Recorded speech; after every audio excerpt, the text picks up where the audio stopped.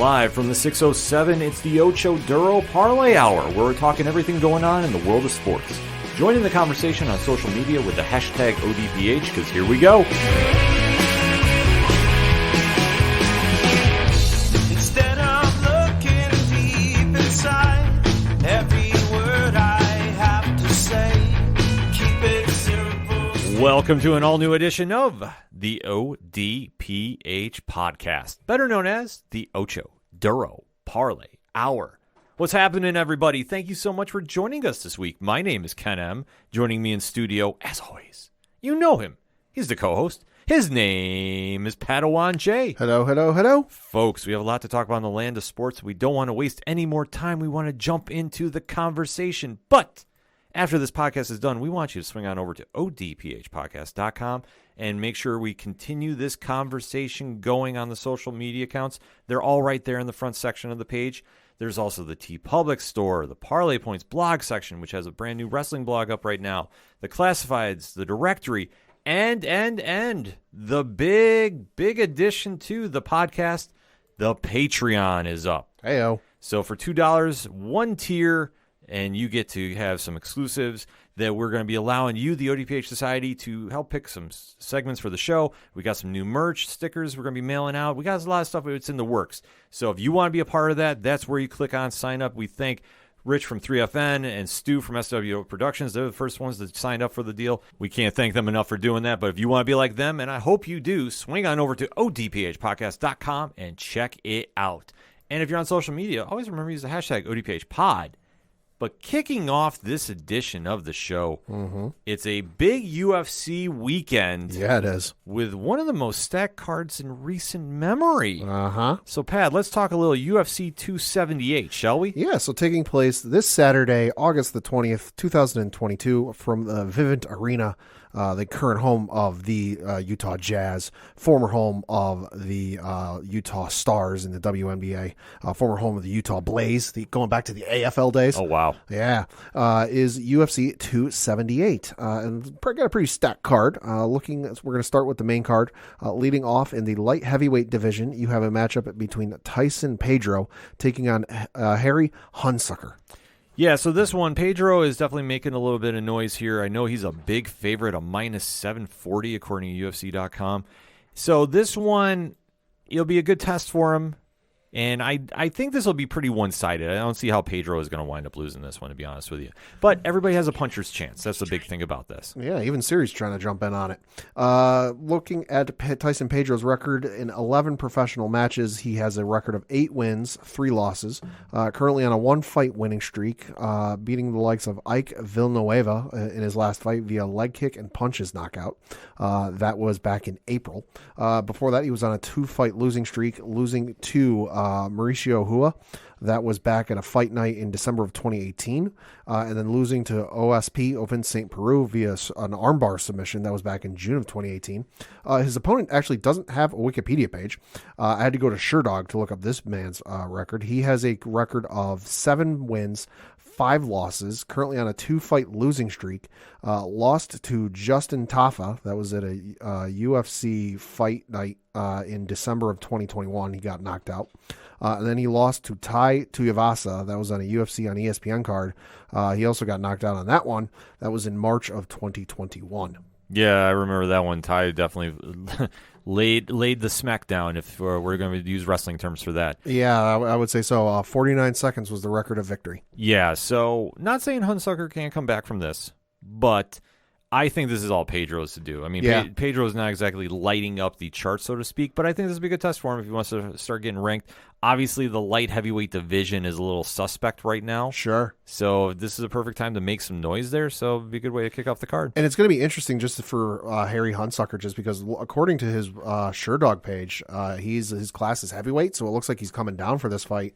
So that'll be interesting to see. But I'm going to have to go with Tyson, though, just because I'm looking, and according to his Wikipedia page, he's a black belt in Japanese Jiu-Jitsu, a black belt in Kempo, and a black belt in Brazilian Jiu-Jitsu. Holy shit, this guy sounds like he's ready. Yeah, well, that's the whole thing, that you really got to be a well-versed fighter if you're really going to make some noise in the UFC. And for Hunsucker, yeah, you are right. He is coming down from the heavyweight division. And you never know how that's going to go, too. I mean, obviously, if you're struggling up at the higher weight class, going down to a smaller one does help in some cases. Sure. It does hurt in other ones. Sure. Because you give and take a little bit from your stamina and such when you do that. So, Yeah. interesting fight to kick off the card, nevertheless. And speaking of the heavyweight division, that is the next division matchup we're going to talk about, because in that division we have a fight going on between Marcin Tabura and Alexander Romanoff. So this one is possibly going to be headlining the prelims too. So they have not officially declared yet. Okay. So I wouldn't doubt this does headline the prelims, though, to be honest with you. Tabura is definitely a journeyman in the heavyweight division. Romanoff, same thing. So very even matchup, if you ask me. Mm-hmm. I mean, Tabura is somebody who will stand in there and scrap with you. Romanoff's a little more of a wrestling style, if you will. Yeah. I know Romanoff is favored minus 460 to a plus 370. Okay. So if I have to really choose, I go with Tabura on this one. Yeah, looking at Tabura's record in 29 professional matches, he has a record of 22 wins, 7 losses, currently on a 1-fight losing streak. He lost to Alexander Volkov by unanimous decision at UFC 267. That was back in October of last year. Before that, he was on a 5-fight winning streak.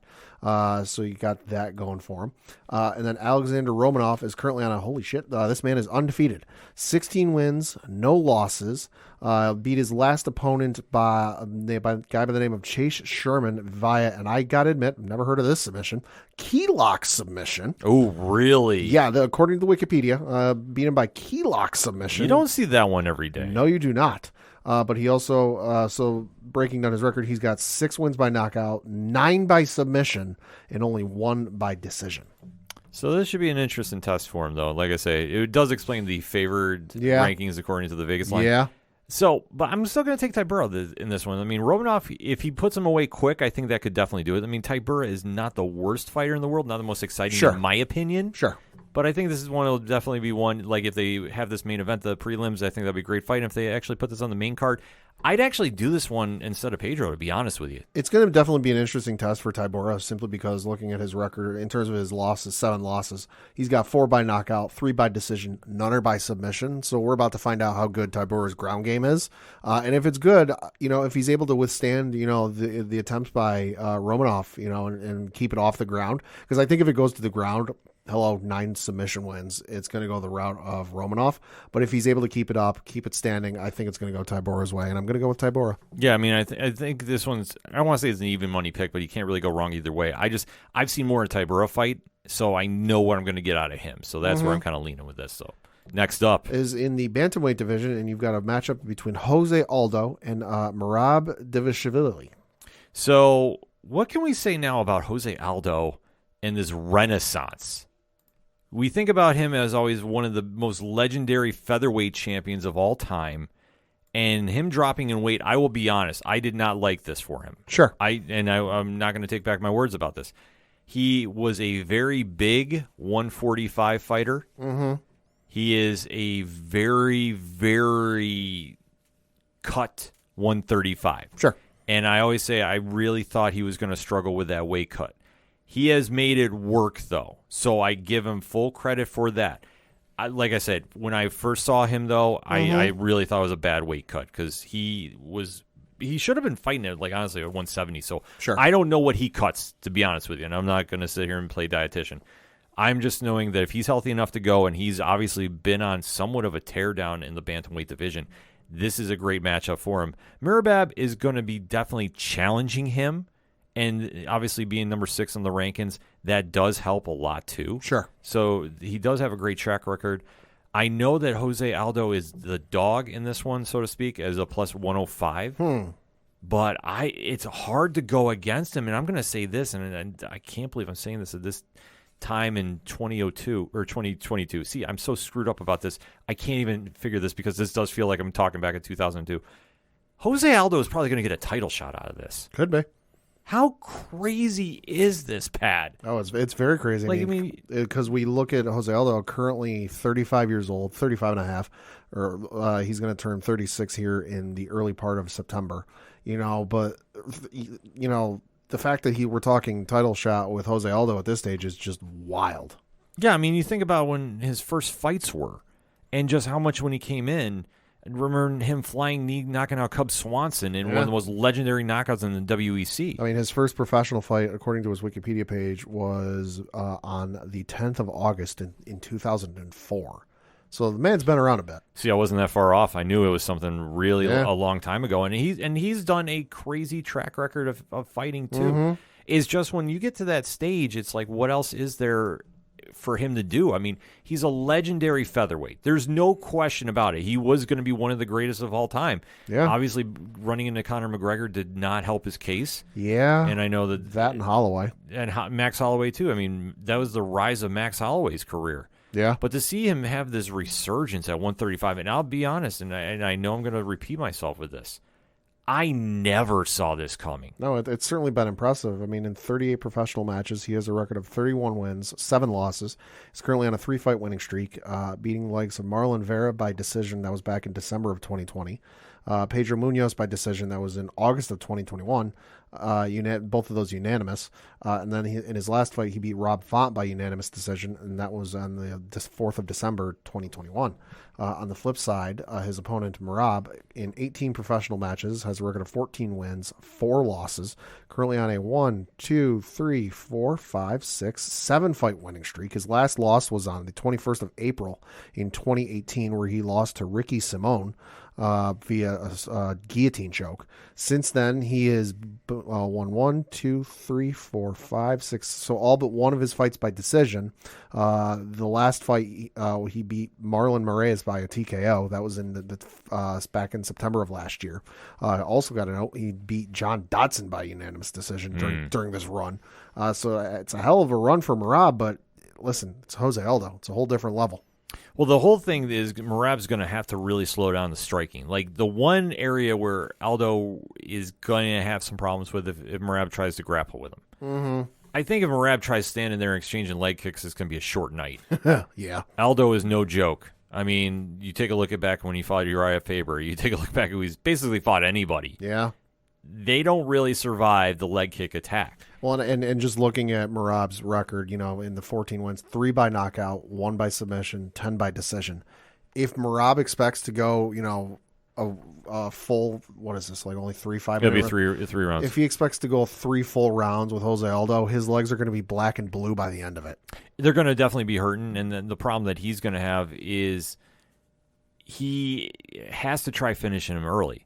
Absolutely. The one thing about Aldo at this stage, too, which is going to sound weird, is he's actually learned how to pace himself better, and he can go into those deep waters, so to speak, sure, and he'll be okay. Where I think before he had so much weight on him that if you got him into those 4th and 5th rounds as a champion fight, you had a better chance of beating him. Sure, and well, that's where the great athletes realize with age comes wisdom and knowledge, where you realize that you hit a certain point, and it's not not an old man's game; it's a young man's game. Mm-hmm. That you have to make adjustments and you have to make corrections to the way you play your sport to continue your longevity. Yeah, that just, hey, I can still attempt to do some of the stuff I used to, 5-10 years ago, but it's not going to land the same. And I've got to make some adjustments. Maybe this one strike I was really effective with. You know what? I just don't have the punching power behind it anymore, so I'm not going to be able to use it as much. Yeah, and especially for a division that desperately needs some stars in there. I shouldn't say desperate, but when you see somebody like Dominic Cruz get knocked out in a highlight reel knockout this past weekend, yeah. Which, I mean, listen, it happens in every single fight, so like it can happen. So I'm not shaming him about this, but you're starting to see that transition in the stars there, and obviously with Aljamain Sterling being the champion right now, Peter Yan is definitely got a marquee fight coming up, and how the rest of the division is going to shape up. I'm not doubting that Aldo gets a title shot here. I could see Merab getting a number 1 contender shot here, but I think for Aldo, because he's a name, I think he would leapfrog.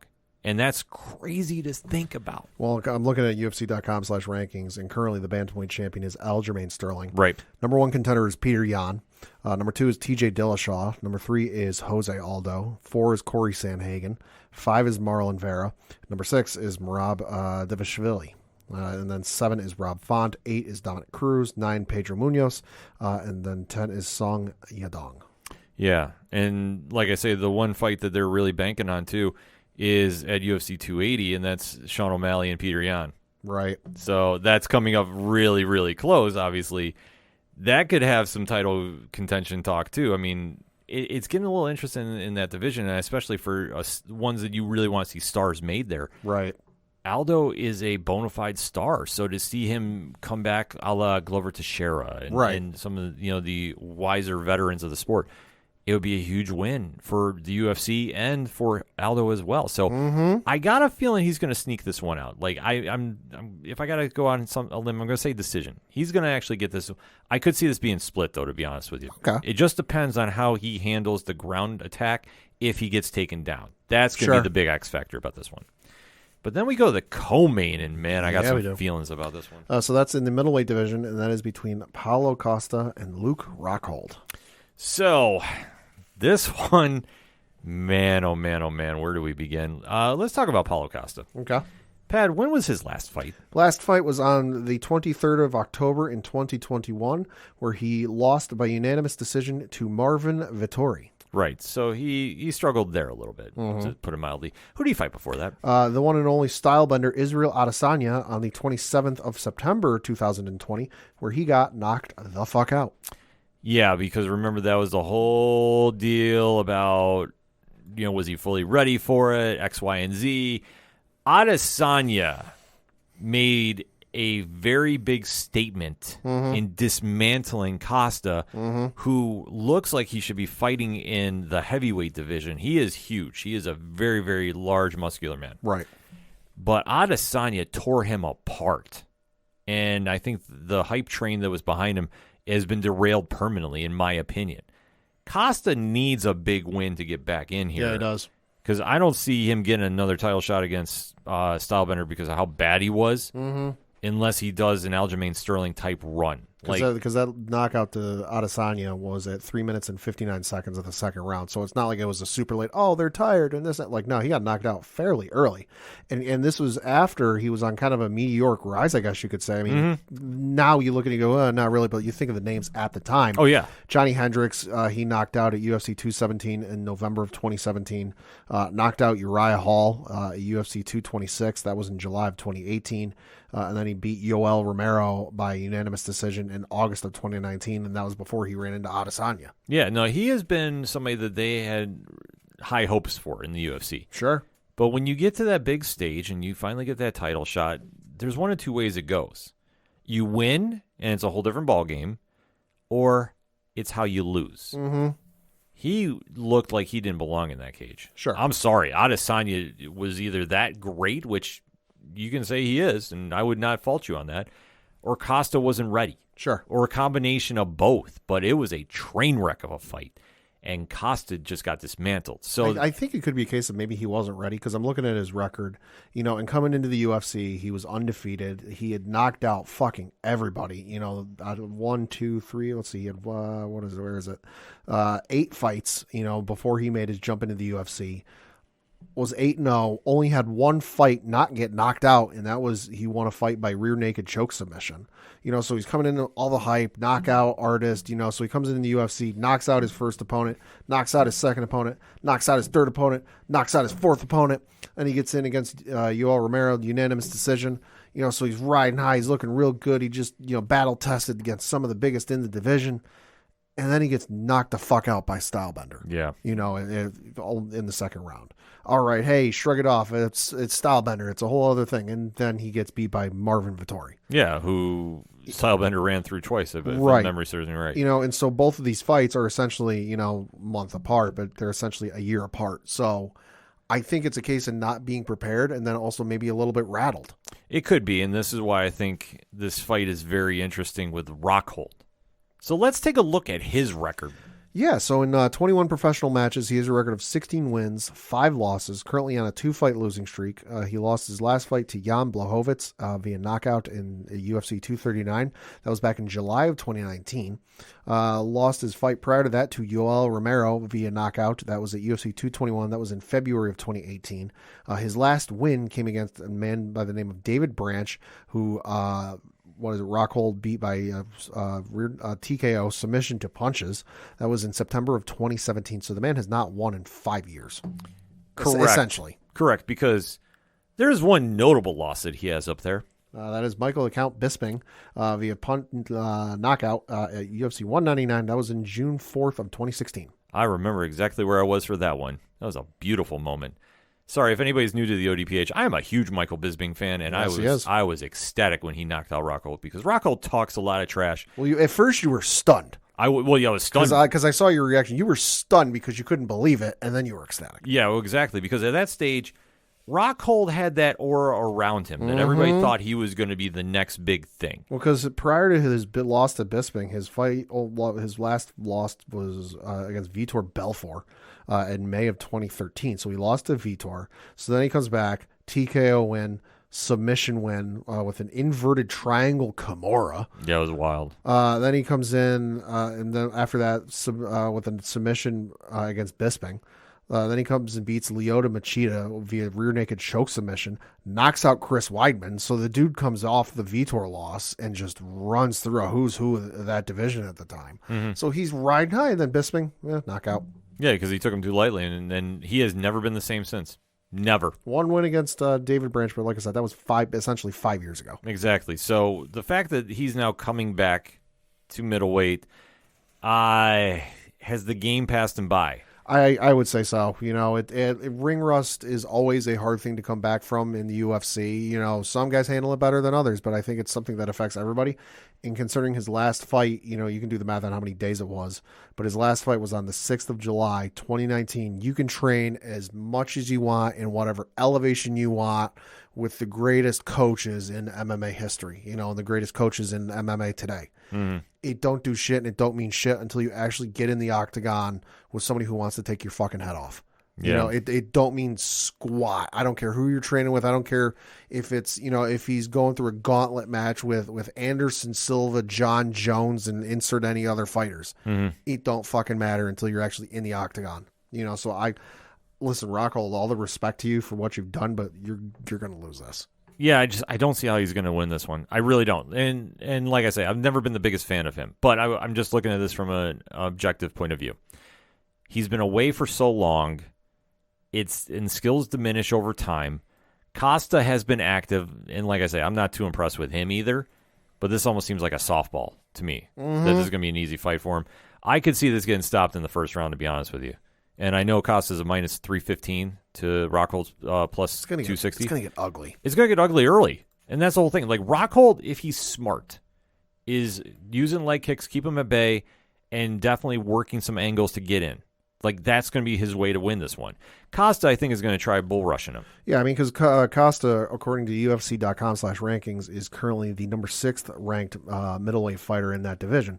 So it's not like they're throwing him to the wolves. They're not throwing Rockhold to the wolves. If they're throwing him to Whitaker, Cannonier, or Vittori, or Brunson, fuck, that's throwing, or even hell, Adasanya again.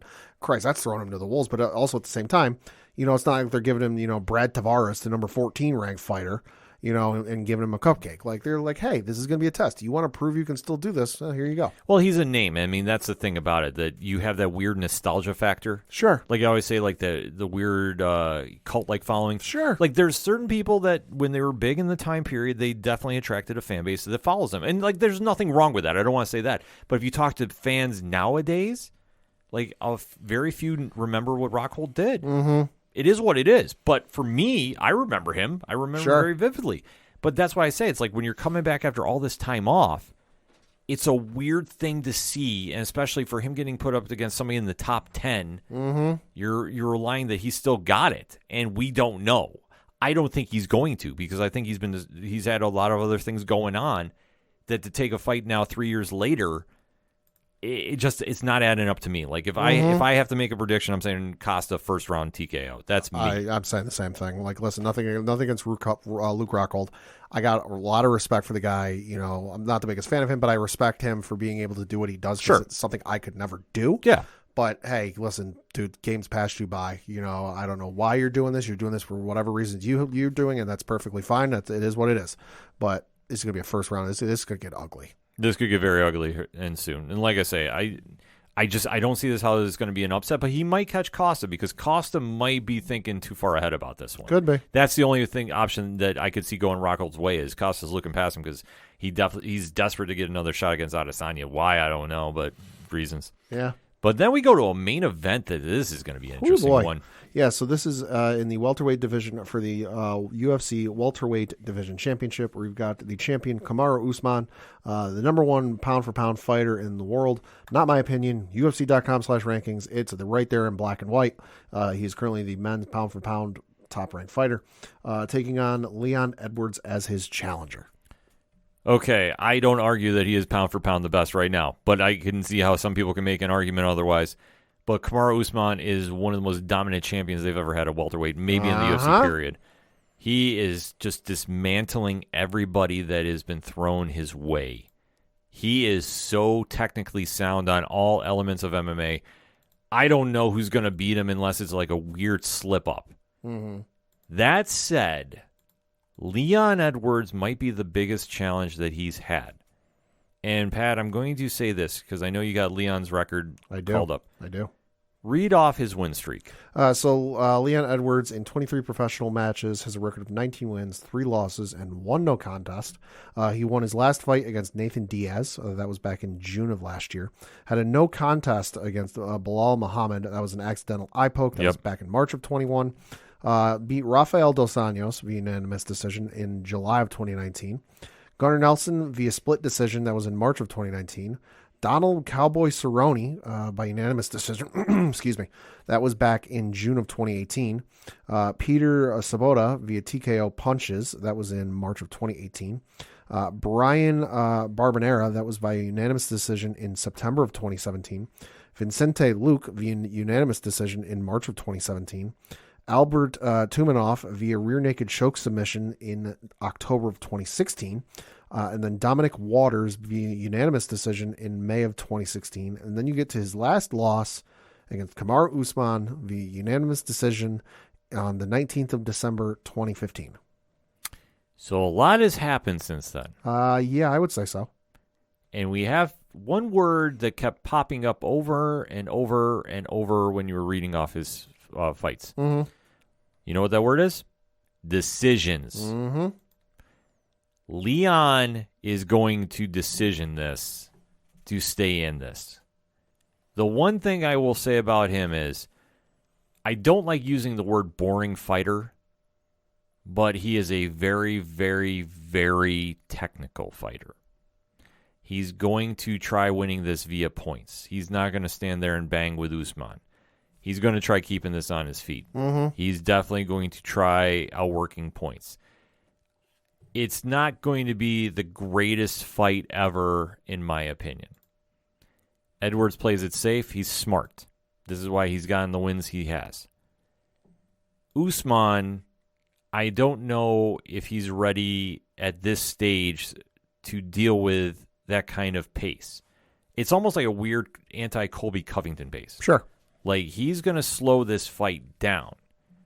And if he starts landing some jabs, and I'm looking at this not as he's going to win via TKO, mm-hmm. he's going to win via points. If he can outpoint Usman, he's hoping he catches him in a mistake. That's how he fights.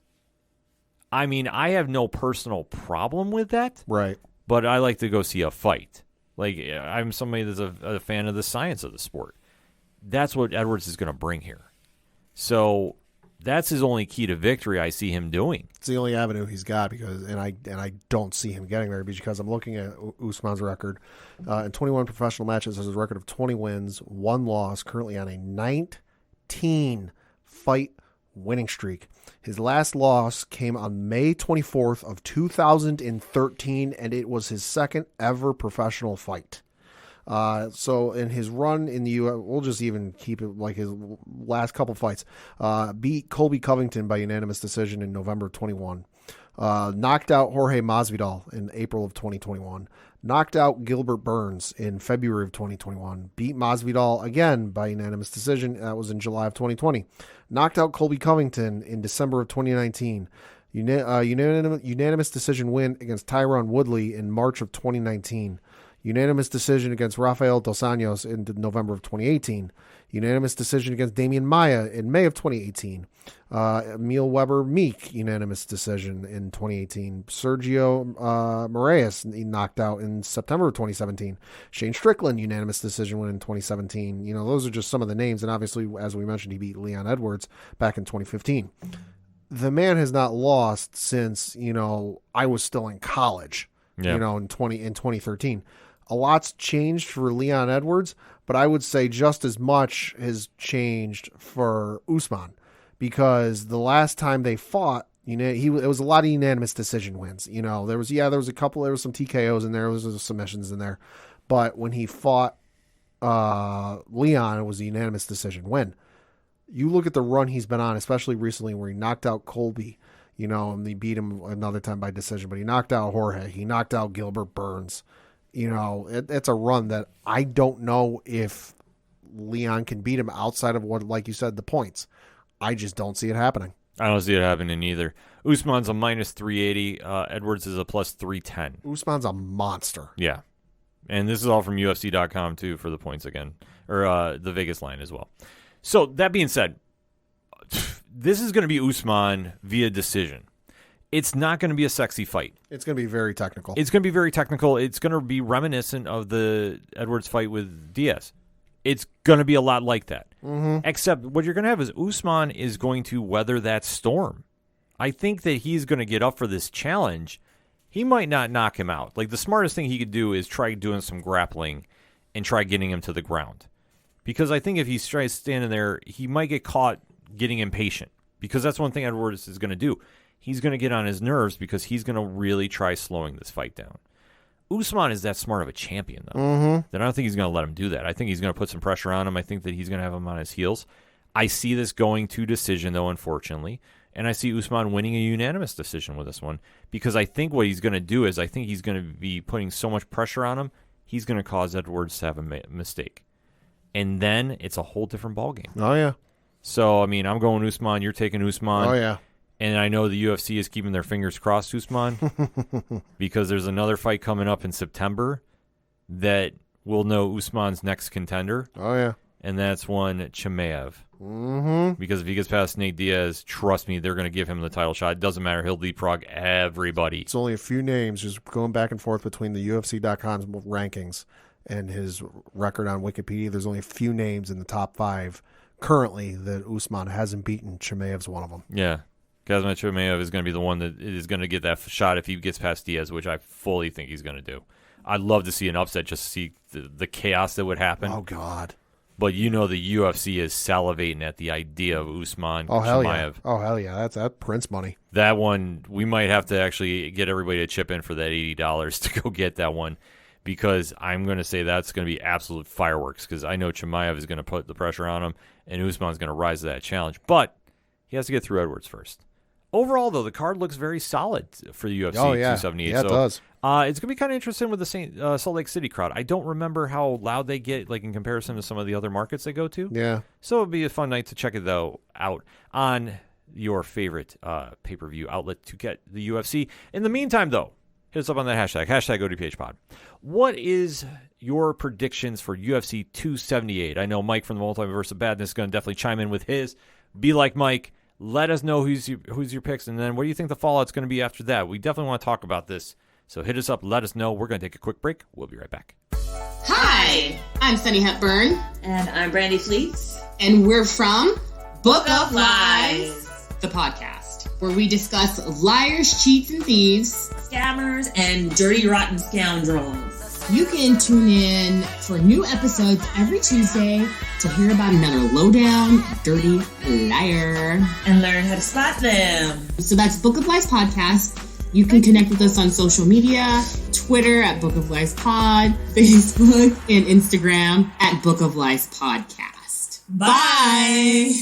Coming back for another segment on this edition of the ODPH podcast, and let's talk a little bit of wrestling. Oh, hell yeah. And obviously, we have been keeping track of the WWE since the Triple H regime has taken over in creative. Yes. There's a lot to digest, though, from this past weekend, so we're definitely going to talk a little bit highlights, and especially Monday Night Raw has been generating a ton of buzz. So let's dive into it, Pat. Yeah, I think one of the big things we got to talk about is one of the returns that have been going on recently. No, we're not Karrion Kross. We already talked about that.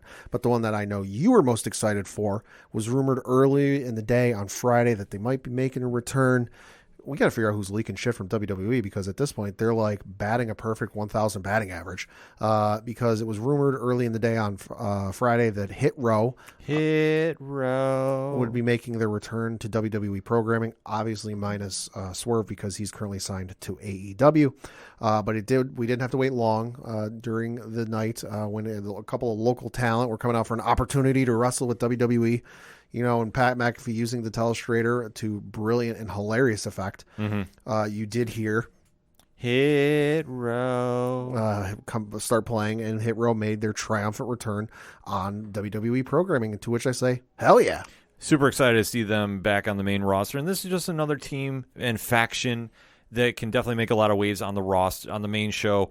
The first time up, they did not get a fair shake by the Vince McMahon regime. No, absolutely not. But Triple H understands that a lot of the wrestlers he was working with in NXT just needed a chance to really showcase what they can do on the main roster.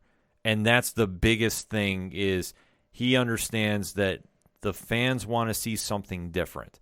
The WWE universe is always going to be there. Like, we've always stressed this on here in 607 TWS, and anytime you've ever talked to us on social media. WWE is WWE. But if you can incorporate new stars into your roster and definitely give the fan base something new to get excited about, this is a perfect way to do it.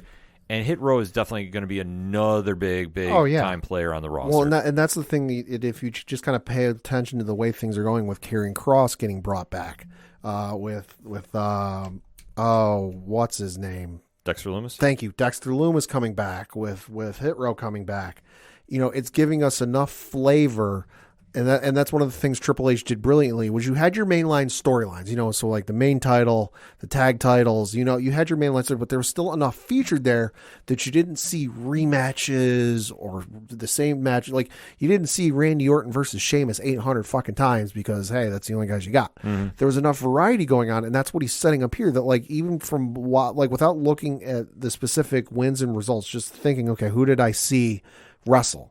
You're seeing some of the same faces in the promo stuff because, hey, that's the storylines. That's what they got going. But in between the ropes, it's varied enough. You're not seeing rematches and, oh, hey, you lost through shenanigans the week prior because somebody came out and interfered. Let's run it back next week. But with this added stipulation, like, you're not seeing that, and it's a breath of fresh air. It definitely is, and obviously seeing Top Dollar, Ashanti Adonis, and B-Fab on there, that's a huge move, too. I know that the internet was going a little crazy because, obviously Swerve Strickland's in AEW, but he even shot them a nice shout-out, too, as well. And that's the whole thing, too, that NXT influenced a lot on this main roster since we've seen Triple H come back. Yeah. And it's something that has the fans talking positive. Like, that's the big reason we've been focusing on it so much lately. And obviously, going in from a SmackDown, which had a lot of solid action on it as well. Yeah. Monday Night Raw, and I got to really jump into this. Sure. Had one of the best promos that we have heard in quite some time. Holy fuck. If you're one of the people out there saying, oh, nobody in WWE can cut a promo, that insert wrestler here can cut a better promo than anyone in WWE, I give you Exhibit A in the promos last night from both Kevin Owens and Drew McIntyre. Holy fuck. Yeah, just straight up emotion. And you saw both of them, who have definitely been stars on this main roster, cut something and just give the emotion about how when Drew was originally the chosen one all the years ago and was let go and rebuilt himself on the indies as the monster he is today. Yeah. Which always goes to show that if you get let go from WWE, get yourself out there and remake yourself. Sure.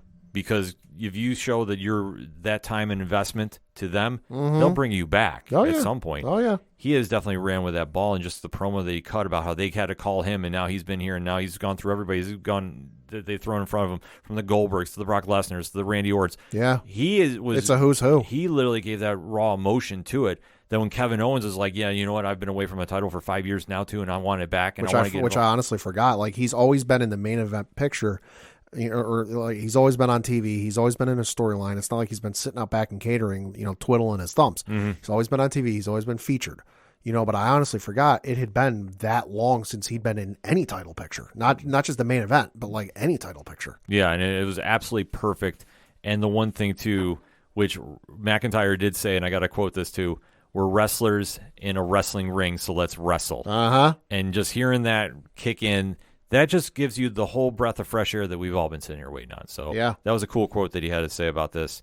And the rest of the show really had some great elements involved with it, too. So you had a great women's tag match, between Alexa Bliss and Asuka taking on Doudrop and Nikki ASH, for the women's tag team title tournament. That was a good match. Yeah, the women's tag team title tournament is getting very interesting. Zoe Starks and Nikita Lyons is coming on to SmackDown this week from NXT. Super excited to see them on the main roster, right? Even, for however long we get them. Yeah.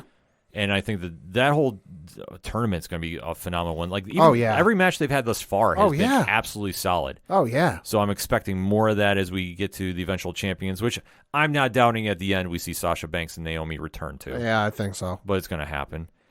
That's been good. You also had a good tag team matchup between Ciampa and Miz taking on Cedric Alexander and Mustafa Ali. I mean, Christ, this matchup never would have happened under the Vince regime, let alone going for, this is according to ProFightDB.com, 9 minutes and 21 seconds. Under the Vince era, this would have been like 5. It would have been a squash, but this is where Triple H really is understanding what he has on this main roster. Mustafa Ali has definitely come back in a big way. Yeah. Him with Cedric Alexander is a solid tag team if they want to start pairing them and let them run into the division. I think that's a smart move. And Ciampa, since he's gotten onto the main roster, has really elevated his stock.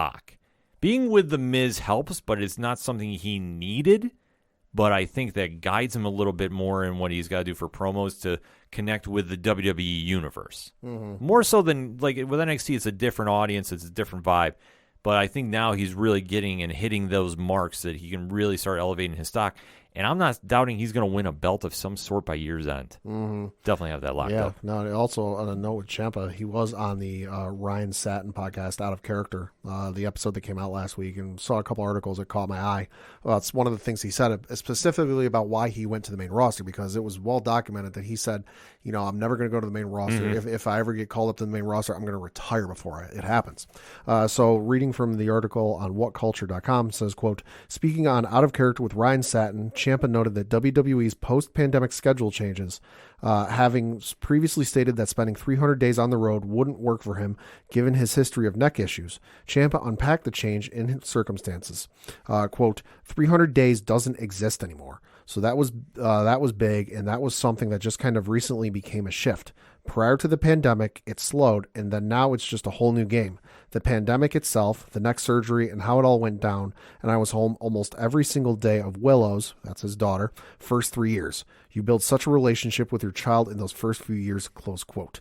So it sounds like one of the big things, one reason why he went there is obviously, if you remember pre-pandemic, they were doing shows on Monday, house show on Sunday, Raw, and probably another house show on Monday, house shows on Tuesday, Wednesday, Thursday, SmackDown on Friday, house show on Saturday. So they were running 7 days of the week, 300 days out of the year. Now it sounds like it's just they're doing the house shows on Saturday, Sunday, Raw on Monday, SmackDown on Friday, which I think to everybody is a lot more appealing. Yeah, it definitely is, and I think it works because we always forget when the WWE tours, they tour constantly. And that's a wear and tear on the body every night that we as fans don't realize unless you really start examining it. So him, though, on the main roster has been such a breath of fresh air. And it's been phenomenal. And he's running with it. And you can definitely tell he's excited to be there. I mean, he's just a reflection of the locker room's morale. Just bring back his old music, please. Oh, please. Like I realize there's been some talk and rumors about making some changes to some of the stuff that's been egregiously changed, especially there's been rumors of name changes back. So Doudrop might go back to Piper Niven. Butch might go back to Pete Dunne. There's rumors of that. Nothing's confirmed. Nothing's official. Just kind of some of the talk I've been reading online. Can we make one of those the changes because that old music was fucking awesome. I'd be completely all right with that. Yeah. Next up. Next up, we had a phenomenal matchup, no pun intended, for the United States Championship. Hey, listen, Bobby Lashley said he wanted to be a fighting champion. He is a fighting champion.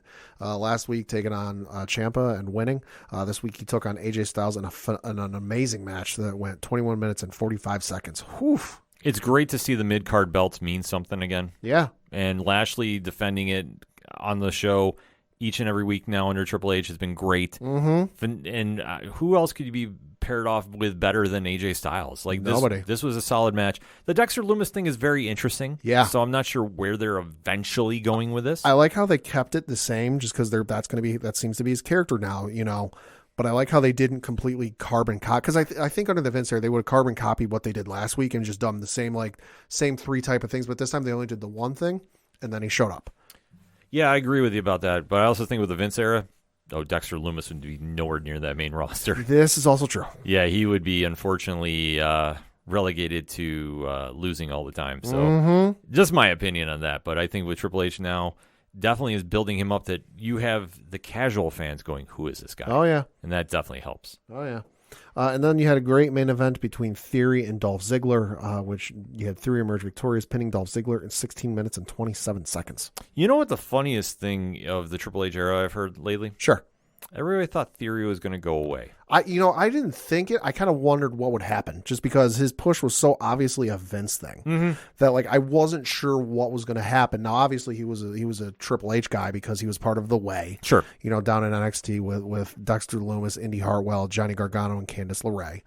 So I figured he'd be featured in some sort of way, but I didn't know if his push to I'm the next top thing in WWE would continue. Yeah, it was a puzzling thing that we were all kind of waiting to see. And I know I've had talks with people on social media about this. Sure. And I think Triple H understands what he has with Theory. I mean, Theory came in with a lot of hype. Mm-hmm. And obviously his first run in WWE, not the greatest. No. When he went to NXT, thought he cleaned up a lot. Him with Johnny Gargano helped tremendously. Oh, God, yeah. And now being around Vince and being somebody that Vince had some investment in, like I say, Vince, the business side influencing him. Yes. I want to stress this. Yes. You can definitely see how Theory's improved his game. And now working with Triple H, he's only going to get better. I mean, who would have thought, if you asked me, 6 months ago, Theory versus Dolph Ziggler would be your main event on a Monday Night Raw? I'd be like, get out of here. And the fact that it would get 16 minutes and 27 seconds.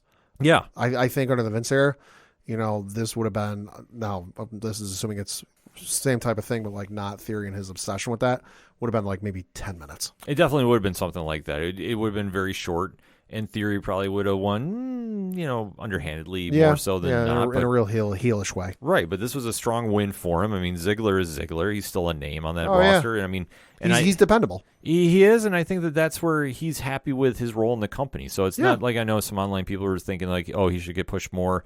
I think he's good where he is. I don't think he wants to maybe move up anymore. Featured on TV, he's always got a solid, stable job. He knows they can depend on him for matches. They want to do a storyline. Hey, you can plug him in there. If somebody gets hurt, hey, you can plug him in. Yeah, I mean, he understands the temp in the room, and I think he runs with it better than most. So this is a big win for him. And I mean, this is just another big show under the Triple H banner to hearken to. That I mean, SmackDown was very solid. We can't take anything away from that. Yeah. But when we start looking at what they're doing here, and especially for the quote-unquote flagship show, they're spending a lot of time really building things up, really doing things the right way.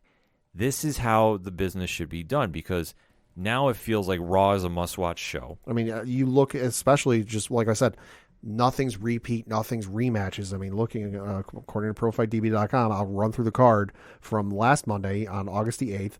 You had Seth Rollins versus Angelo Dawkins, Ezekiel versus Kevin Owens, Finn Balor versus Rey Mysterio, Dakota Kai and Io Sky versus Dana Brooke and Tamina, Bobby Lashley versus Ciampa, Omos versus Enhancement Talent, Dolph Ziggler versus Chad Gable, and then AJ Styles versus The Miz. Now, stop me if any of these are rematches or repeats from this week.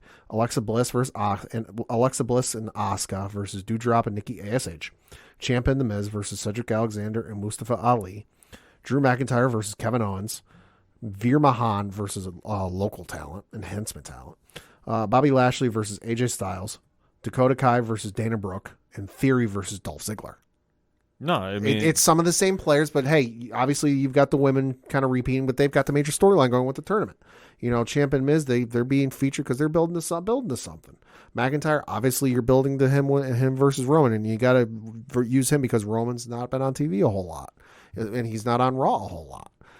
But that's been the breath of fresh air under this Triple H regime is no rematches, at least thus far. No, thus far, but he's definitely taken the time to establish what he wants to do with this. And I think this is why fans are so gravitating towards what he's actually making happen.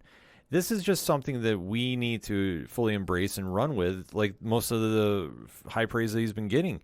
That, to quote Kevin Nash, who actually tweeted out, quote, Raw produces again. Drew versus KO, Lashley versus AJ, and Theory versus Ziggler, pay-per-view worthy matches. Little things where guys are holding onto the ropes, onto the apron, keep the action going with high intensity high.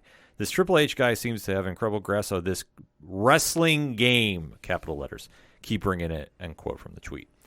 And I think that kind of sums up SmackDown too as well. I mean, every show has been clicking. Yeah. They've been setting up a lot for their big UK pay-per-view that they're going to be, premium event. I got to get still used to saying that. Mm-hmm. But Pat, I guess final thoughts on this week's WWE action. It's been a lot of fun. I've enjoyed watching Monday Night Raw for the first time in years. It hasn't felt like, an honest waste of time. That like, I could have been doing something better with my time. That like it's been something that 3 hours. Yeah, it's a lot of time to devote to a television program. But it's felt worth it. And it feels like I finally feel the need to want to watch it again, which has been a welcome breath of fresh air. Yeah, I agree with you, too. I think that they've had so much win since Triple H has been back, and everybody's starting to get their time. You're seeing returns from NXT. You're seeing Ronda Rousey actually came back, building up that storyline between her and Liv Morgan and Shayna Baszler for the contract signing. That was another big move that happened. Gunther versus Nakamura was a great match. I will say with Ronda Rousey coming back, if one of the female talent wrestlers that was let go because of budget concerns doesn't come back and reference, hey, Ronda, thanks for the money and letting me come back, it's a missed opportunity. I agree with you, too. I completely agree. But that goes to show that WWE is just clicking on all cylinders right now. It's a fun time to be watching wrestling. So if you haven't checked out the program lately, definitely hit us up on that hashtag ODPH pod, and let us know why. And listen, if you're going hard for AEW, trust me, we talk AEW here as well. We talk GCW. We talk a lot amongst the entire ODPH panel and 607 TWS and 607 podcasts. So if you want even more wrestling content, definitely go over to odphpodcast.com. Check out the latest blogs count anywhere. We're talking Circle 6, talking the NWA, talking AEW. You can also check out the latest 607 TWS where we're talking about GCW and the monster weekend they had, New Japan Pro Wrestling. And, of course, on here, we're always talking WWE as well, too. We like to cover all pro wrestling because that's what we like to talk to you, the ODPH Society, about. So definitely hit us up. Let us know what you're thinking, and we'll be right back. Hey all, I'm Frank. Join me and my friends as we talk about all things geek. Here at Geek Freaks Podcast, we go over the weekly news of everything in geekdom, from movies to TV, video games, and comic books. We also have a growing YouTube community. Join us as we go over everything in your geek life and share in the love of geekdom.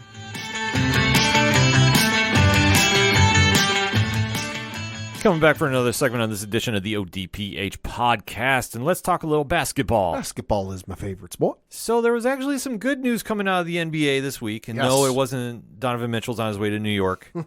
And we will get to the Kevin Durant latest because every time we think we're done with it, every time we think there's going to be a pause in that action, oh no, I think he must be listening to the show, and he's like, I got to give the guy something to talk about. Well, he's certainly on Twitter enough. Yes, he is. So definitely, Kevin, if you're listening, at ODPH Podcast, and definitely let's chat a little basketball. But first, there is some bright spots that we need to talk about here with the NBA. So let's, Pat. So while the NBA schedule isn't officially out, we are getting towards that point where it's going to get revealed, and some stuff is leaked out about potential matchups. But there is one that is officially out, and it was announced on the NBA.com today with the headline, quote, NBA won't have games on Election Day in 2022.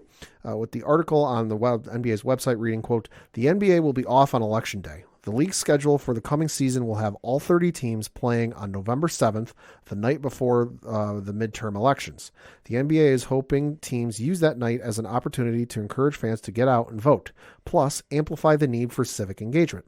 But on November 8th, which is Election Day, no NBA teams have games scheduled. Teams are being encouraged to share election information, such as registration deadlines, with their fan bases in the weeks leading up to November 8th. The scheduling decision came out of the NBA family's focus on promoting nonpartisan civic engagement and encouraging fans to make a plan to vote during midterm elections, the league said Tuesday. All 435 U.S. House seats will be up for grabs on November 8th, along with more than 30 U.S. Senate seats in gubernatorial races. It's unusual. We don't usually change the schedule for an external event. James Cadigan, the executive director of the NBA's Social Justice Coalition, told NBC, which first reported the league's Election Day schedule plan. But voting and Election Day are obviously unique and incredibly important to our democracy. The move is a rarity for the league, which typically plays no games on Thanksgiving and Christmas Eve and tries to avoid scheduling games on the day of the NCAA Men's Basketball Championship game, often the first Monday in April. It also has a few days off built around the All-Star game, which takes place in February, close quote. Love it. I do too. I'm all for it. Love everything about it. And he said they are encouraging that all teams are going to do something for voter registration. Yeah, to at least make known when voter registration the deadline is and like when you need to have it done by. That's very cool. I think that's a very, very smart thing for them to do. Mm-hmm. I think they're copying the ODPH and the aPODalypse a little bit because we don't run pod raids on Election Day Tuesday. Yep. So you're welcome. No, but in all honesty, I think this is such a cool idea for them to do, and I think to really especially push it, just to make sure the fans know when their deadlines are for registration, get all that taken care of. And go all out. Have somebody there from like the state elections board down there to like help you fill out if you're not registered, have somebody there at the arena, in some of the weeks leading up to help register people to vote. And if you can't get somebody from the elections board down there for whatever reason, have somebody from, the team, in the concourse with multiple computers set up, and have people trained and set up like, all right, here's what we got to do. Yeah, they've done it at rock concerts. I mean, I can imagine they could do it here. Just depending on the time frame of when registrations are due by. So definitely something to applaud them for. But that wasn't the only big news that we definitely want to talk about with the NBA. No. So reading from an article on CBSSports.com, the headline reads, NBA Christmas Day 2022, Lakers, Mavericks, Warriors, Grizzlies among 5 scheduled matchups per report. So while it's not yet official, these are the supposed 5 Christmas Day games expected to take place. No, we don't. This isn't official yet, so card subject to change. But the matchups are, as we mentioned, the Golden State Warriors taking on the Memphis Grizzlies, Dallas Mavericks taking on the Los Angeles Lakers, Denver Nuggets taking on the Phoenix Suns, your New York Knicks taking on the Philadelphia 76ers. Hey now. And the Boston Celtics taking on the Milwaukee Bucks. You know what? This is a pretty solid matchup. That is a very solid matchup. First, let's break it down. Okay, so Philly at the Knicks. Mm-hmm.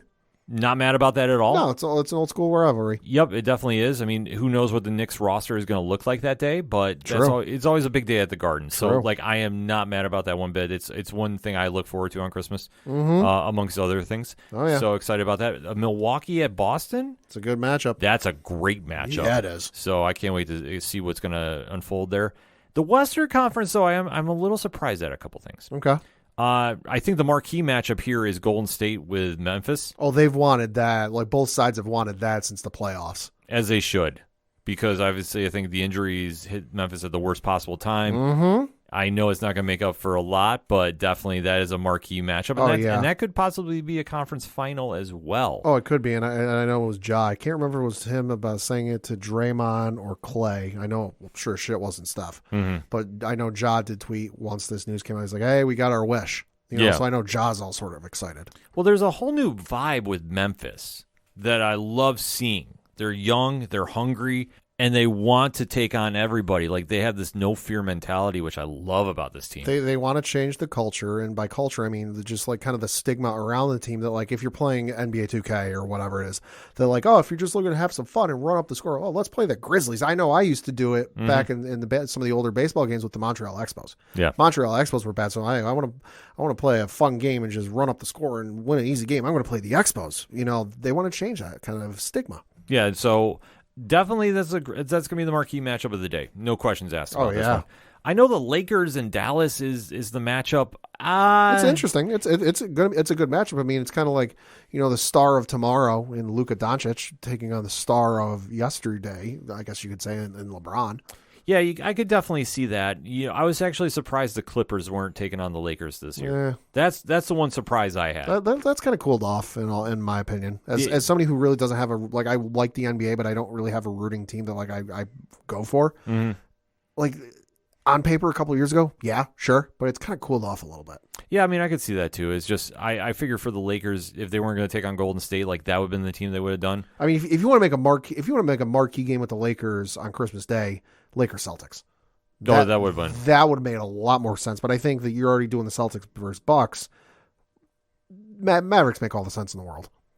Yeah, I mean, it does make sense. Like I say, I was puzzled by it. Just more surprised, I think is the better word. Sure. Because I was expecting, if it wasn't going to be Golden State, I figured, okay, they're going to do LA versus LA. Because, I mean, that's just a fun rivalry. Sure. Because I was actually more surprised, too, that they're going to do Denver and Phoenix. Because I thought that it would have been Dallas-Phoenix and have those two teams go at it. Yeah. But I'm not mad about the matchups, though, at all. I think that it's a very interesting thing that LA's not on here, as in the Clippers. Yeah. And Brooklyn's not on here. Hey-o. That was a little more surprising. Yeah, well, a couple other reported notable NBA games. Opening night is going to be the 76ers versus the Celtics in Boston. Opening night is going to be the LA Lakers at the Golden State Warriors. Oh, jeez. Uh-huh. Oh, jeez. Your first Battle of LA matchup is going to be on October 20th. That's going to be at the Clippers. So LA versus Clippers. You're going to have the Celtics Warriors on December 10th, the first of two NBA final rematches. And then on Martin Luther King Day, you're going to have the Suns and Grizzlies. Solid matchups all around. Absolutely. I'm excited for it. I'm getting more amped up for the NBA. The Yankees have cooled off lately, so I need something to look forward to, and the Buffalo is going to be Buffalo. But, I mean, that's football. That's year-round. So, Yep. But seeing the NBA kick in the swing, and like I said, surprised at some of the matchups that Christmas Day left off. Yeah. But maybe, just maybe, it has to deal with one person why Brooklyn is not on that roster. Maybe Brooklyn's not on Christmas Day because we don't know who the fuck's going to be there come opening day. But I'm just saying, you got to roll that dice. But, we have to close this NBA talk out. Hey, Christ almighty. With what's going on with Kevin now. So let's recap, because this is the kind of shit that you could pitch at a meeting for a soap opera TV show, and they go, "No, this is totally outrageous." So free agency goes to start, and Kevin Durant, had signed the new deal. Mm-hmm. He opted in or whatever it is. Kyrie Irving opted in, eventually opted in. And then Kevin Durant wanted a trade. He demanded a trade, which threw the entire world into a tizzy. Yeah. And then it came out that Kevin Durant had met with the owner of the Brooklyn Nets and Joe Tsai. We talked about this last week, whatever it was. They met with owner Joe Tsai and said, "Hey, it's either me or the owner or the front office. So basically you either get me and fire the front office in head coach Steve Nash and then their general manager, or you keep them and I'm gone." So now we get through to yesterday, where it was reported by Mark Stein, reading from a tweet from the Bleacher Report, quote, "An NBA executive believes Kevin Durant is more likely to retire than play for the Nets again, per at the Stein line. There's a growing expectation that KD could cause a ruckus to get the Nets to make a trade," close quote. At this stage, Brooklyn, just let him retire. Yeah. Just do it. Just, what? Call his bluff. Yeah, exactly. Because you know what? What have you got to lose? You're going to lose him one way or another. But here's the thing. If he retires, wouldn't Brooklyn have rights to his contract when he comes back? Mm-hmm. So let him retire. Call the bluff. If you're going to have this stance about him, then do it. Oh, yeah. Go hard in the paint. That's the whole thing. Because if you guys are going to go back and forth about who's going to be the last one standing, Brooklyn, you now have the league watching you and seeing how you're going to react to this. You came out publicly and said you're backing your staff. Mm-hmm. You're backing your team. The owner publicly said that on Twitter. Yeah. Okay, so if you're going to do that, then then call Kevin's bluff. I'm sorry. Kevin's a great player, but the drama off the court is now getting to such a point, it's laughable. It's laughable, and you have to take a stand just for the sake of your own team, because if you bend to this and you do whatever he wants, you're going to have nothing but people coming in and wanting to run the show. That you're going to lose total control of that team for the foreseeable future. Yeah, it's going to be absolute anarchy. I'm sorry. The fact that the inmates are trying to still run the asylum. You've put out the public statement, so you have to hold your word to that. And if he is really feeling that type of way, and that's his prerogative, if he wants to do that, then he can do that. Call him on it. Call him. Right. Yeah. Like I'm sorry. Like it's at this stage. If you're going to let your two egotistical players, because I think that's a fair way to describe They're them. egomaniacs, yeah. Yeah, if you're going to let them continue to cause this drama to your fans, to your business, to the media, what are you getting out of this? Like, I'm sorry. Like, he's a great player, but is it worth this headache? Because guess what? He hasn't brought you a chip yet. Nope. Granted, the first year, recovered from the leg injury. Sure. I'll give him that. Sure. But, like, is this worth dealing with on this constant basis? Because this is the headline that we're talking about. We're talking about the biggest sports stories in the NBA right now. Christmas Day, Election Day, Durant's retiring if he doesn't get his way. Yeah. Like, do you see what's wrong with this statement? Mm-hmm. So, Brooklyn, as a Knicks fan, I'm trying. Fix your house. Seriously, you're making us look like a model organization. Yeah. So I'm advising you, like, call your stance, stand by it, and listen. If KD feels a certain way, then let him do it. And for what it's worth, Kevin Durant did tweet yesterday, quote, "I know most people will believe unnamed sources over me, but if it's anyone out there that'll listen, I don't plan on retiring anytime soon. Shit is comical at this point," close quote. You're exactly right. So if that statement is true, then, like, I hope he was kidding. I hope he wasn't meaning that. But the fact that story came out. Well, I mean, for what it's worth, there is an article on yahoosports.com from Jason Owens where the article does say, quote, "So who's the unnamed source Durant has issue with? Per Mark Stein's Substack, it's a well-connected team executive. Here's what Stein wrote in his newsletter on Monday, quote, "During Summer League in Las Vegas, one of the most well-connected team executives I speak to regularly insisted to me that, based on what he was hearing, Kevin Durant was more apt to retire than play again for the Brooklyn Nets." Stein wrote, "This was in early July," close quote. Stein himself is skeptical. He couched the report with his own disbelief that Durant would actually consider quitting basketball while still in his prime and in possession of a $194 million contract. Quote, "I told the tipster that I simply couldn't believe that," Stein continued. "I was a loyal subscriber to the theory that Durant the Hooper loves playing basketball way too much to adopt such a stance," close quote. So who the fuck knows what's going on at this point? But hey, that's the report, and here's how we're seeing it. Yeah, I mean, like I say, I hope for his sake it was fake. You know, after hearing that, because this is the first time I caught wind of that he's recanted from that. I hope for his sake that is the case. But if not, there must be some smoke to that fire somewhere. It could have been something he thought of or just kind of threw out the idea of, just kind of thinking out loud. Who's to say? Well, I'm sure that he's probably thinking that at this stage because he hasn't gotten his way. And I'm sorry, you're locked in a contract. You went there willingly. They're paying you handsomely. If you can't play with Kyrie, then you got to find some team to make the deal with him. Be the player/agent here and find somebody to get rid of Kyrie. Just do the deal straight up for Russell. The Lakers want to get rid of Russell, allegedly. Make them a deal happen. There's ways to make moves like this go down. So that's what I think they should focus on. But if Kevin Durant's serious about retiring, Brooklyn, stick to your guns. Don't budge. No. Don't move. Send him on his way.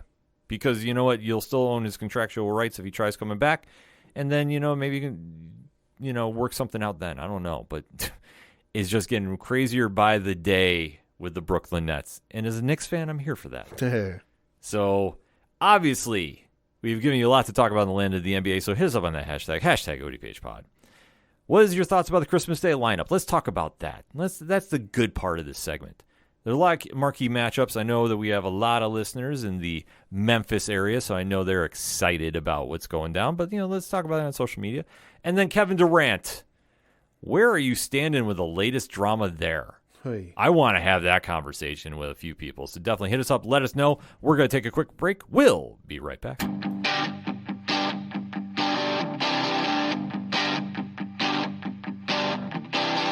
This is Tom from Tom Joe Lou. This is Matt from Sidemen Sounds. And you're listening to ODPH Podcast. Wanna go where no one knows my name, to the desert, the oceans, or the plains. 'Cause I wanna Coming back for the final segment on this edition of the ODPH podcast. Pad, what you got? Got to talk a little local minute because looking at the Binghamton Rumble Ponies in their schedule last week, they were playing Altoona. They lost their game on Tuesday by the final score of 6-0. Lost on Wednesday by the final score of 11-1. Lost on Thursday by the final score of 8-6. Won on Friday by the final score of 2-0. Lost on Saturday by the final score of 3-2, and then lost on Sunday by the final score of 6-1. Looking ahead to this week, they are on the road for a 6-game series against Richmond. They're also on the road for another 6-game series the following week against Reading. They do return home, however, on August the 30th to start a series against the Somerset Patriots. So for more information and all that good stuff, bingrp.com. Switching over to some football, some kind of sad news for me personally, but, and for the football world, most of you probably didn't care. Although I got to admit, Atlanta Falcons fans, you hated seeing this news because it brought up Super Bowl 51 again. But James White, the phenomenal, and I say that personally, phenomenal running back for the New England Patriots, announced his retirement on his Instagram, saying, quote, "It has been an honor to represent my family, my teammates, and the people of New England as a Patriot, reflecting on my 9 years in the NFL and all the sacrifices it took to get here. There are many people that were just as much a part of this journey. Thank you to my wife and kids for sacrificing my time with them to allow me to play football. My wife, Diana, especially. People do not fully appreciate the sacrifices that our significant others and families have to make to allow us to do everything to perform at such a high level. And Diana was there every step of the way. Thank you to Mr. Kraft, Coach Belichick, and the entire Patriots organization for giving me the opportunity to live out my childhood dream. To be able to play my entire career for one franchise in front of the best fans in the NFL has been a tremendous blessing and honor. To my teammates, thank you for pushing me to be a better person and player. I truly value and appreciate the lifelong relationships I've built along the way. It's these relationships that have helped me shape the man that I am. To my loving parents who have done everything possible to help me achieve my goals as a player and a person. Thank you for your unyielding love and support. You took the time in taking me to camps and workouts to assure I was the best possible position to achieve my dreams. I am forever grateful. Most importantly, thank you for pushing me to be the man that I am today. I hope I have made you both proud." And he goes on to thank a whole bunch of other people. But this for me was kind of bittersweet. I kind of saw it coming. He as a 3-time Super Bowl champ, winning in Super Bowl 49, 50, and 53. He's on the New England Patriots All 2010s team and a member of the New England Patriots All Dynasty team. And obviously without his... Listen, I know Brady got the MVP for Super Bowl 51, but were it not for James White's performance in Super Bowl 51, there probably wouldn't be another Lombardi trophy in Foxborough, because we all know 25-point lead, blew it. But James White in that game, 6 carries, 29 yards, 2 touchdowns, 14 catches receiving. Yeah, 110 receiving yards and 1 touchdown. I think the 14 catches is broke a Super Bowl record.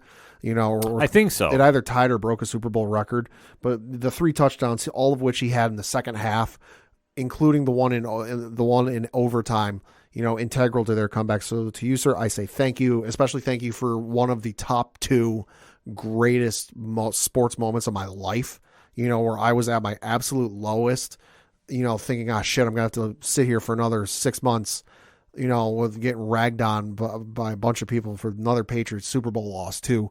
Holy shit, I can't believe this happened. And just running around and cheering and everything else. Thank you, sir. Enjoy retirement. He's an unsung hero of that team. Yes, he is. I think, obviously, watching outside looking in, he never got enough credit for what he did. He did a lot of little things. Yes, he did. To help with that team win. So obviously, salute to you in your future endeavors of retirement. Yes. So I'm going to close out a couple of quick wrestling notes. Okay. One I mentioned on Blogs Count Anywhere this week on ODPHpodcast.com. Okay. But I want to bring it up because I think it's a very cool thing that the National Wrestling Alliance is doing. Okay. So what they're doing is they're teaming up with VetTix, and they're offering complimentary tickets for NWA 74. That's their big WrestleMania type of show. Right. On August 27th and 28th to active military members, veterans, and immediate family members of those killed in duty. That's awesome. It's an incredible thing they're doing. So definitely shout out to the NWA about that. And let's close out talking a little AEW. So this week's Dynamite has a very big Game of Thrones influence because of the new show House of the Dragon. So the prequel is coming out very, very shortly on HBO. And obviously this main event is going to be tying into it a little bit because of the American Dragon. Bryan Danielson is going to be taking on Daniel Garcia, the quote-unquote Dragon Slayer, in a 2 out of 3 falls match. Okay. You also have on the undercard, Tony Storm is taking on Kylan King. You have the Varsity Blondes taking on the Gun Club. And you have in one of the more interesting setups that they're trying to hype because they're finally getting the Trios tag team titles tournament going. Yes. Try saying that 3 times fast. You have the team of Andrade Rush and Dragon Lee taking on the Young Bucks and a mystery partner. So we don't know who this is. It's getting heavily alluded to. It's going to be Kenny Omega. I think if they do that, it's going to be dropping the ball completely. I think it's going to ultimately wind up being Hangman Adam Page. Maybe. Because they've been doing this on Being the Elite, if everybody's still watching that on YouTube. So I think that it's going to be a solid match regardless. But I think if they bring back Kenny Omega just for this, I think they're going to drop the ball completely. Yeah. I think Omega should be walking out at the end of All Out to challenge CM Punk. That's how I would do things, but hey, I'm not Tony Khan, so I know that he's going to definitely do something for that. So if you're excited to check that out, remember to check it out on Wednesday night, 8 p.m. Eastern Standard Time on the TBS Network. So that being said, the music you heard on this edition of the ODPH is that of Brian Wolf. Brian's got a lot of new music out. Yes, he does. He's doing a little touring around Austin. So, Pat, if I want to find out more about Brian, where do I go? ODPHpodcast.com. Right on. You swing on over to the music section. You check out everything going on with Brian. Everything going on with Second Suitor, who just dropped an album that is out in wherever you find great music. And they also did Suitor Slam 2 at the X, which I heard rave reviews about. You can also find out about Tom Jolu. He's fantastic. Yard Party, Floodlands. Shout at the Robots, who are coming back big way on Patreon. Big, big, big way. So definitely go check out all those bands. They're fantastic people. You can also check out the Parlay Points section of the ODPH podcast website, which has new blogs up. So a brand new wrestling blog is up, as we talked about. Blogs Count Anywhere might have something in this week, possibly from Coach Duffy. We're trying to talk to, as he's on the road to making a lacrosse team. Yeah, he is. So we're putting that public pressure on him. At Coach Duffy 11 on Twitter, you need to send him some moments of encouragement because he has one shot. Will he capture it or let it slip? I would recommend Deshaun Jackson and the punt off as a good starting point. My God, man, you have no chill about you about this.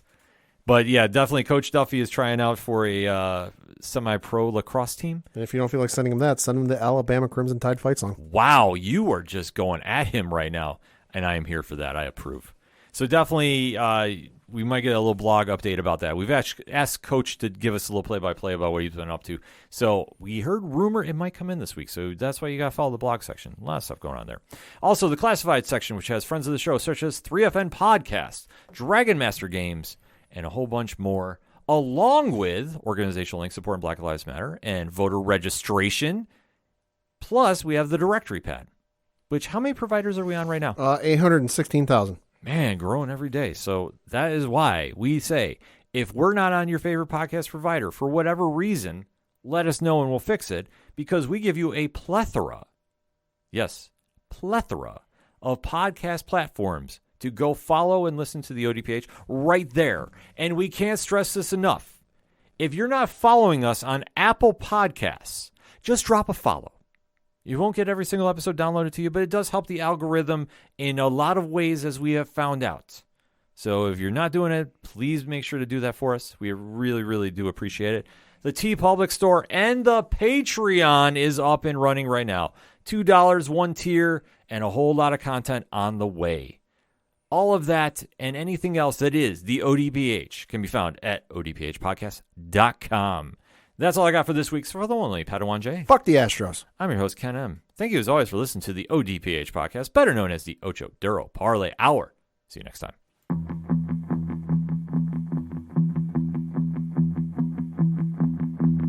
Gonna be down to the punch. I'm gonna be down to the punch. 'Cause they can't bring me down if I'm already under the ground. I'm gonna try to make them laugh. I'm gonna try to make them laugh. 'Cause the laughing man's got nothing to say about me. They're judging only by what they can see.